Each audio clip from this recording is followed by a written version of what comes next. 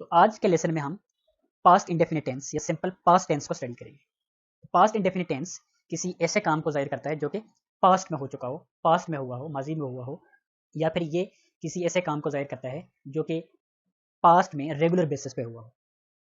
Okay? So past indefinite tense is used to state an action which was done in the past. It describes an action which was done on regular basis in the past. تو اردو میں past indefinite tennis کے جملے جو ہوتے ہیں ان کے آخر میں تا تھا, تی تھی, تے تھے وغیرہ آتا ہے. اوکے, یہ بعض اوقات جملوں کے آخر میں الف, یہ آتا ہے. تو ابھی ہم جملے دیکھیں گے تو اس سے آپ کو یہ ساری چیزیں کلیئر ہو جائیں گی. جس طرح کہ دیکھیں اردو میں یہ جو جملے ہیں وہ پاسٹ انڈیفینٹ ٹینس یا سمپل پاسٹ ٹینس کے ہیں. وہ اسکول جاتا تھا, یہ اس کو اس طرح بھی کہا جا سکتا ہے کہ وہ اسکول گیا. وہ فیکٹری میں کام کرتا تھا یا اس نے فیکٹری میں کام کیا. بچے کارٹون دیکھتے تھے, بچوں نے کارٹون دیکھے. کل بارش ہوئی, وہ میچ جیت گئے. اب یہ جو جملے ہیں اردو کے تو یہ پاسٹ انڈیفینٹ ٹینس یا سمپل پاسٹ ٹینس کے جملے ہوں گے. اب ہم دیکھیں گے کہ ہم ان کی انگلش کیسے بنائیں گے. اب یہ جتنے بھی جملے تھے ان کو ہم پازیٹیو سینٹینسز کہتے ہیں.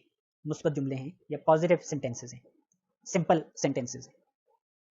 اب ہم سینٹینس اسٹرکچر دیکھ لیتے ہیں. یہ پاسٹ انڈیفینٹ ٹینس, اور یاد رکھیں کہ پاسٹ انڈیفینٹ ٹینس جو ہے اس میں ورب کی سیکنڈ فارم یوز ہوتی ہے.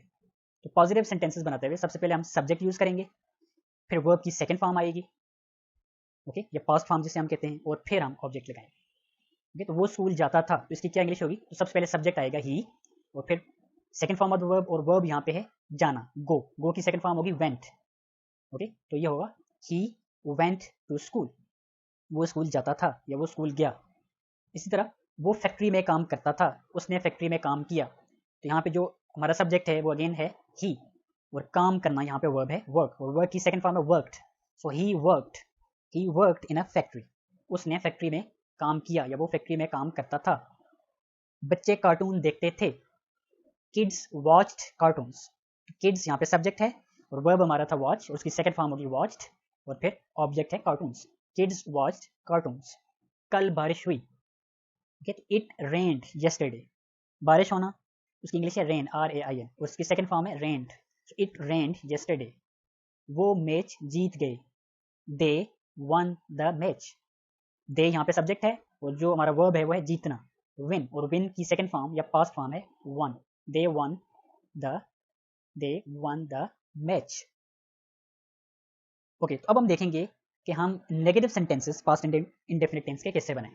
اب آپ کو پتا ہے کہ نیگیٹو سینٹینسز ایسے ہوتے ہیں جس میں ناٹ کا استعمال کیا جاتا ہے. یہ اردو میں عموماً میں نہیں کا استعمال کرتے ہیں. ٹھیک ہے, وہ اسکول نہیں گیا, وہ فیکٹری میں کام نہیں کرتا تھا, بچوں نے کارٹون نہیں دیکھے, کل بارش نہیں ہوئی, انہوں نے میچ نہیں جیتا. تو یہ سارے نیگیٹو سینٹینسز ہیں. تو negative sentences past indefinite tennis کے ہم کیسے بناتے ہیں؟ سب سے پہلے اس کی انگلش بنانے کے لیے سب سے پہلے ہم سبجیکٹ لگائیں گے, پھر ڈڈ ناٹ کا استعمال ہوگا. تو سب کے ساتھ ڈڈ ناٹ آئے گا. یہ سبجیکٹ کوئی بھی ہو, ہی, شی, اٹ, سنگولر, پلورل, کچھ بھی ہو, تو سب کے ساتھ ڈڈ ناٹ آئے گا.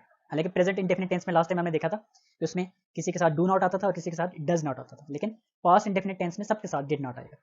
تو ڈڈ ناٹ کے بعد جب ڈڈ آ جائے گا اس میں پھر ہم ورب کی فرسٹ فارم یوز کریں گے, پھر سیکنڈ فارم یوز نہیں کریں گے, اور پھر ہم آبجیکٹ لگائیں گے. وہ اسکول نہیں گیا, تو سبجیکٹ ہمارا ہے ہی, اور مین ورب جو ہے وہ ہے گو. اب کیونکہ یہ نیگیٹو ہے تو ہم ڈڈ ناٹ لگائیں گے, ہی ڈڈ ناٹ, اور پھر ورب کی فرسٹ فارم ہی رہنے دیں گے گو, وینٹ نہیں ہوگا. اوکے, تو ہی did not go to school. وہ اسکول نہیں گیا. اسی طرح وہ فیکٹری میں کام نہیں کرتا تھا. ہی did not work in a factory. جب ڈڈ ناٹ آ گیا, ڈڈ آ گیا, تو ورب کی فرسٹ فارم یوز ہوگی. ہی did not work in a factory. بچوں نے کارٹون نہیں دیکھے.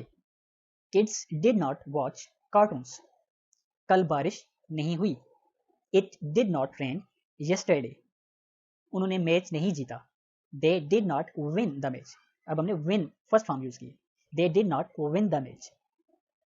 اوکے, تو ان سینٹینسز کو ہم شارٹ فارم میں بھی یوز کر سکتے ہیں. ہم ڈڈ ناٹ کی کانٹریکشن کو بھی آپ کو پتا ہے کہ ہم یوز کر سکتے ہیں.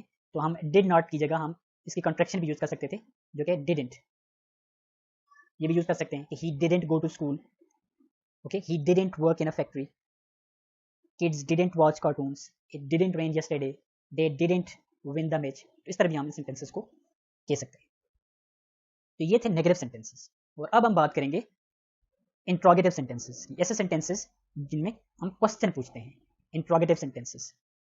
اوکے, اردو میں interrogative sentences past indefinite tense के इस तरह के होंगे, क्या वो स्कूल जाता था, क्या वो फैक्ट्री में काम करता था, क्या बच्चों ने कार्टून देखे, क्या कल बारिश हुई, क्या उन्होंने मैच जीता। तो ये सारे इंट्रोगेटिव सेंटेंसेस हैं और ये पास्ट इंडेफिनिट टेंस के उर्दू में सेंटेंसेस हैं। तो इसके इंग्लिश बनाने के लिए अब इंट्रोगेटिव सेंटेंसेस में हम डिड को सेंटेंस के स्टार्ट में लिखेंगे। सबसे पहले हम डिड लिखेंगे और फिर सब्जेक्ट यूज करेंगे, और अगेन क्योंकि डिड आ चुका है तो हम वर्ब की फर्स्ट फॉर्म यूज करेंगे और फिर ऑब्जेक्ट लगाएंगे। तो याद रखें जब इंग्लिश में कहीं डिड का इस्तेमाल हम करेंगे तो वहां वर्ब की सिर्फ और सिर्फ फर्स्ट फॉर्म यूज होगी। क्या वो स्कूल जाता था, तो did he go to school. क्या वो स्कूल जाता था, did he go to school. क्या वो फैक्ट्री में काम करता था, did he work in a factory. और फिर एंड पे क्वेश्चन मार्क अपने लाजमी लगाना होता है। जब भी आपने लिखना है इंट्रोगेटिव सेंटेंस इंग्लिश में तो एंड पे क्वेश्चन मार्क लाजमी लगाना है। Okay, so don't forget to put the question mark at the end of an interrogative sentence. क्या बच्चों ने कार्टून देखे, डिड किड्स वॉच कार्टून्स। क्या कल बारिश हुई, डिड इट रेन यस्टरडे। क्या उन्होंने मैच जीता, did they win the match. और अब हम ऐसे सेंटेंसेस देखेंगे जो कि नेगेटिव इंट्रोगेटिव सेंटेंसेस होते हैं, ये जो क्वेश्चन भी उनमें होता है और नॉट का इस्तेमाल भी होता है। जैसे उर्दू में हम ये पूछ सकते हैं, ये कह सकते हैं कि क्या वो स्कूल नहीं जाता था, क्या वो फैक्ट्री में काम नहीं करता था, क्या बच्चों ने कार्टून नहीं देखे, क्या कल बारिश नहीं हुई, क्या उन्होंने मैच नहीं जीता। तो ये सारे नेगेटिव इंट्रोगेटिव सेंटेंसेस हैं। तो इसमें भी डिड सबसे पहले आ जाएगा जिस तरह इंट्रोगेटिव सेंटेंसेस में होता है। तो इंग्लिश में आने के लिए सबसे पहले हम डिड लगाएंगे, फिर सब्जेक्ट और फिर नॉट का इस्तेमाल करेंगे और फिर first form of the verb और फिर ऑब्जेक्ट। क्या वो स्कूल नहीं जाता था, did he not go to school. तो इसको हम इस तरह भी लिख सकते हैं, didn't he go to school. तो ये एक ही बात है, did he not go to school, didn't he go to school. क्या वो फैक्ट्री में काम नहीं करता था, did he not work in a factory. तो इसको हम इस तरह भी कह सकते हैं, didn't he work in a factory. क्या बच्चों ने कार्टून नहीं देखे, did kids not watch cartoons, didn't kids watch cartoons. क्या कल बारिश नहीं हुई, did it not rain yesterday. इसको हम इस तरह भी कह सकते हैं, डिडेंट इट रेन यस्टरडे। क्या उन्होंने मैच नहीं जीता, did they not win the match. और इसको भी हम लिख सकते हैं, didn't they win the match, didn't they win the match. So आइए अब पास्ट इंडेफिनिट टेंस की फर्दर प्रैक्टिस के लिए हम और कुछ सेंटेंसेस जो हैं वो देख लेते हैं। ये कैसे हुआ, तो ये पास्ट इंडेफिनिट टेंस का जुमला है उर्दू में, तो इसकी इंग्लिश क्या होगी, how did it happen. Okay, ये इंट्रोगेटिव सेंटेंस है और यहाँ पे जो वर्ब है वो है हैपन। अब डिड का इस्तेमाल हुआ है तो हमने फर्स्ट फॉर्म यूज की है। ये कैसे हुआ, हाउ डिड इट हैपन। हमने साथ में अच्छा वक्त गुजारा। तो यहाँ पे जो सब्जेक्ट है वो है हम, वी, और यहाँ पे जो मेन वर्ब है वो है गुजारा। हमने साथ में अच्छा वक्त गुजारा, we had a great time together. वो स्कूल क्यों नहीं गया, why did he not go to school. इसको हम इस तरह भी लिख सकते हैं, why didn't he go to school. उन्होंने खेल में हिस्सा लिया, they took part in the play.